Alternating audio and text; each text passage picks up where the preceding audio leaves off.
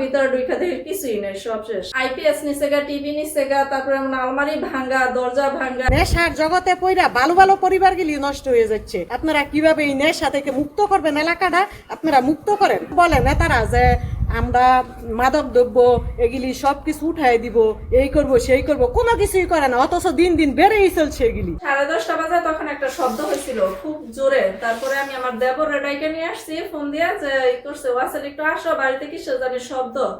পরে ও আসছে, পুরো বাড়ি আমরা চেক করছি, বাইরে দিয়ে লাইট টাইট দিয়ে, তো কুয়াশা তো অনেক, তার জন্য কোনো কিছু না। পরে দেখে আমরা গেছি গা। পরে আমি আবার ওয়াসেলে গেছি, ওয়াসেলে দিতে বেড়া টেরা দেওয়া, আঙ্গ তো ভয় লাগা, বাড়ি নিরো, কেউ নাই, মায়ও ঘরে নাই।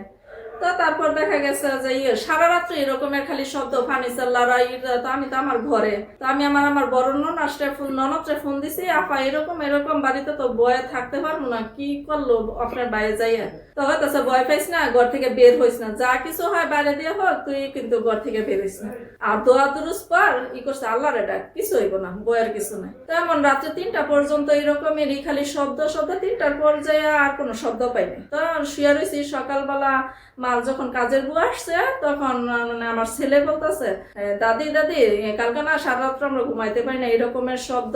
দেখছে দাদির ঘরটা ঠিক আছে কিনা। এমনিতে পিছন সাইড দাইসা দেখে দরজা খোলা। তো দরজা খোলা, ভিতরে ঢুইকা দেখি কিছুই নেই, সব শেষ। আইপিএস নিচে গা, টিভি নিচে গা, তারপরে আলমারি ভাঙ্গা, দরজা ভাঙ্গা, আরো কি কি নিচে।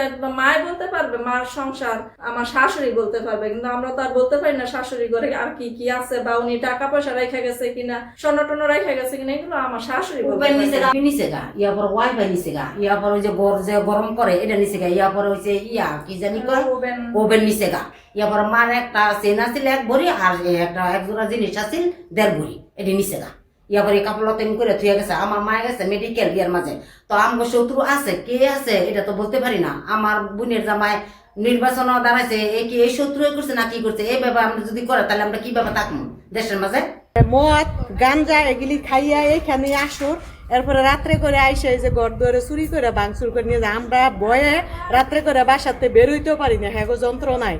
এখন কিভাবে থাকবো আমরা, দেশের এই এলাকার একটা নিরাপত্তা চাই। আপনারা কিভাবে নিরাপত্তা দিবেন, এই আমাদেরকে নিরাপত্তা দেন, আমরা থাকতে পারতেছি না। এই নেশার জগতে পইরা ভালো ভালো পরিবারগুলি নষ্ট হয়ে যাচ্ছে। আপনারা কিভাবে এই নেশা থেকে মুক্ত করবেন এলাকাটা, আপনারা মুক্ত করেন। আমরা মানে ভালো পরিবারের ছেলেরা নেশা কইরা সংসারে অশান্তি লাগাইতেছে, অশান্তি। এইসব অশান্তি থেকে আপনারা দূর করেন। কত মানুষই তো বলে নেতারা যে আমরা মাদক দ্রব্য এগুলি সবকিছু উঠাই দিব, এই করব সেই করব, কোনো কিছুই করে না, অথচ দিন দিন বেড়েই চলছে এগুলি। আমাদের বাড়িতে এই যে কালকে রাত্রে পিছনে দরজা ভাঙ্গিয়া, তারপরে ঘরের যা আছে সব চুরি করে নিয়ে গেছে। আইপিএস, তারপরে এই টিপি, আর স্টিলের আলমারিতে স্বর্ণ গয়না ছিল, এগুলি সব নিয়ে গেছে ওরা। লুটপাট করছে এবং আমার দুলাল হোসেনের এই প্রস্তাবকারী ছিল, সে কারণে আমাদের বাড়িতে ভাঙচুর করে এই যে আমার সব কিছু তুলে নিয়ে গেছে। এখন আমরা কারবারে এখানে একটা নেশার আড্ডা আছে, আর এরকম নিলিবিলি এলাকা, কোনটা কে আসছে কী করছে আমরা কিছু বলতে পারতেছি না। রাত্রে আমরা 10টার দিকে একটু টের পাইছি, বাড়ির মধ্যে একটু হয়েছে শোনা গেছে, আসছি এসে দেখছি কেউ নাই। আমরা পরে আবার শুয়ে রয়েছি, পরে হাট রাত্র করছে, আর 3টার দিকে বন্ধ হয়েছে। আমরা ওটা আইপিএস নিয়ে গেছে, টিভি নিয়ে গেছে, কারণ বাসা তার কি নিয়ে গেছে আমরা বলতে পারি না, কারণ অনেক কিছু বাসার ভিতরে ছিল। আমরা আতঙ্কে আছি, কারণ আমার বড় ভাই নাই, মেজু ভাই নাই, আমি একলা বাড়ির মধ্যে। কারণ আমি গেছি আরেক সাইডে, বাড়িটা পুরোই খালি, ঠিক আছে। আমার 2 ভাবি থাকে, কারণ তো আমরা ওদেরকে নিয়ে আতঙ্কের মধ্যে আছি। মাদক বেড়ে গেছে, চুরি বেড়ে গেছে, কাকে কি সন্দেহ করবো বলেন? সন্দেহের মতো কিছু আমরা দেখি না এখন।